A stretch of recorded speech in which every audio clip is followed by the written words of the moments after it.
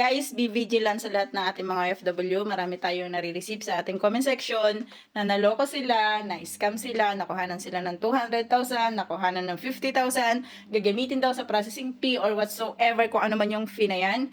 So guys, mag-ingat po kayo, be vigilant kasi marami po ngayon na nang-i-scam. So nagpapakilala sila na agent sila dito sa Czech Republic and then ang ending, kilala daw sila doon sa loob ng agency nyo and then pagdating doon sa agency, hindi naman pala sila kilala. Pero ang ending po nun is nakuhanan na kayo ng pera. So guys, be vigilant no sa lahat sa inyo. Gusto ko rin naman syempre na makarating kayo dito na mapayapa. So kung hindi nyo napapanood yung iba kong vlogs. So meron ako mga vlogs before na sinabi ko na na-scam din ako way back. I think is 2021 siya nung na-scam ako. So ayoko nang maranasan nyo yun kasi yun yung mga desperate moves na ayaw natin na maranasan po ng iba. So guys, maging vigilante lang tayo, maging mapanuri tayo sa lahat ng ating transaction. Yan, di ba? So yan, nandito ako ngayon sa room ko. Nag-ayos lang ako ng konti ng room ko and then yun, to. So, ganito lang kami dito sa Czech Republic. Siyempre, dito tayo ngayon sa Czech Republic. Medyo malamig sa labas. So, talagang yung mga vlogs natin is inside the house lang. Dahil tamad pong maggala ang inyong lingkod. So, hindi talaga. So, ako kasi nagba-vlogs lang ako for the information para dun sa iba na hindi pa talaga nila alam yung flow or yung galawan dito sa amin sa Czech Republic or sa ibang part na mariringgan nyo na. Kasi for OFW guides naman talaga yung ating vlogs na to. But, kung kayo ay interested sa mga topics about sa Czech Republic, you can check our Red App. So, meron akong Red App. Pwede nyo pong i-check yun kasi may playlist kasi doon. So, doon sa playlist kasi is organized siya. So, masasabi ko sa inyo, ito yung panoorin nyo para sa mga agency in Czech Republic. Ito yung panoorin nyo para sa ganitong topic, sa visa. Naka-organize na po kasi siya. Unlike sa atin pong Black App and sa atin pong Blue App na wala siyang playlist. Kaya medyo nahihirapan yung iba na maghanap. Kaya mas tinuturo ko kayo sa Red App natin. So, kung kayo interested sa mga ganitong topics, pwede po kayong mag-visit sa ating Red App. Okay lang po yung mag-visit kayo. So, anyway, lahat ng mga topics tungkol sa Czech Republic nabanggit ko na. Hindi man po ako ganun ka-professional, but all the knowledge that I have is nasabi ko na po. And minsan may mga vlogs tayo na ganito na nauulit lang, ulit-ulit lang kasi ulit-ulit lang, gano'n. Ulit-ulit lang kasi ang dami pa rin nagtatanong. Kasi may iba kasi natamad silang maghanap. Although sinabi ko na ganito, maghanap kayo, ganyan. Pero tamad pa rin yung iba. So, anong nangyayari? Ulitin ko na naman sila ng vlogs. Ano ba? Paano mag-apply sa Czech Republic? Ano yung mga agencies sa Czech Republic? Paano yung visa? Ano yung requirements ng visa? Lahat po yan is halos ulit-ulit na yung vlogs ko.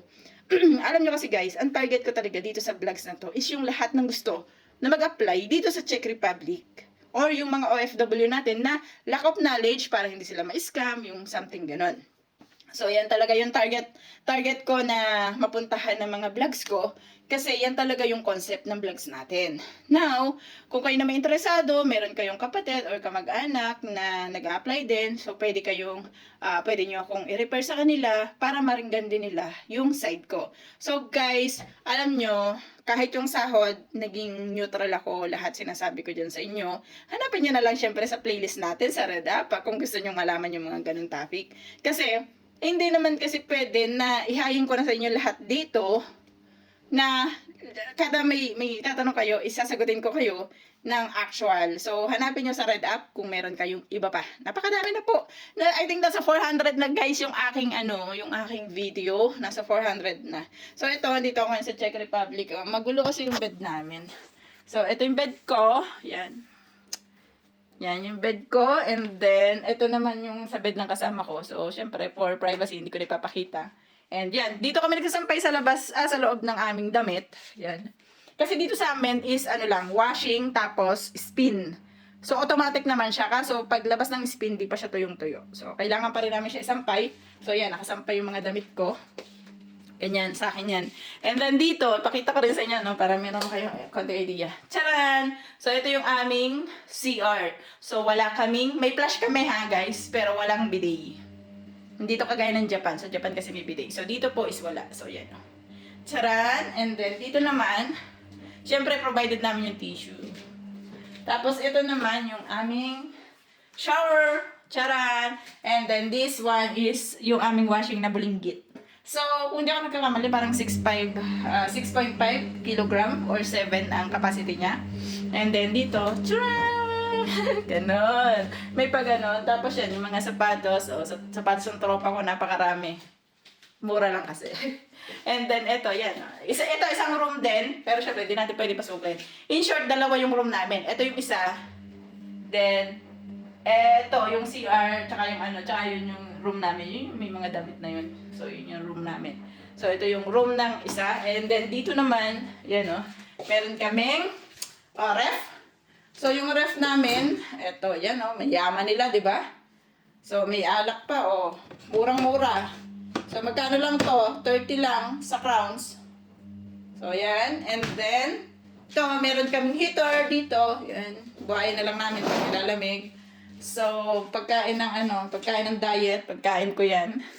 And then, ito, meron din kami ditong microwave, oven. And ito, provided namin tong mga, tigigisa kami. So, 4 kami dito. Tigigisa kami ng ganyan. And then, ito naman yung aming lutuan. So, pwede ka rin ditong mag-oven. So, hindi ako nagamit nito, kaya hindi ko na-check yan.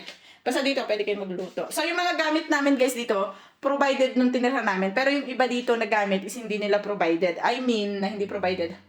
Merong iba na pag doon kayo tumira, hindi nila provided yung mga plato, mga baso, mga kutsara. Sa amin kasi nagkataon lahat bago. So, provided nila. So, yan. Meron din kaming dining area. Ganyan. So, ano pa ba? Wala na. Yun lang. Ganyan lang ako. Pag rest day, pag galagala, pag rest day, pahiga-higa. Tapos, ang pasok namin is short and long week. Ganun. And then, yun. Yun lang. Basta, enjoy nyo lang yung buhay nyo. Kung gusto nyo mga ganitong topic, pwede kayo mag-check sa ating Red App para mas organize. So, pwede rin naman dito sa Black App or sa Blue App. Pero mas inaano ko kasi ang Red App kasi nga doon kasi organize. So, hindi nyo na ako tatanungin, saan po yung video ng ganito, saan po yung video ng ganyan. Doon organize, sa playlist lang kayo magpunta. So, see you soon guys. Bye-bye.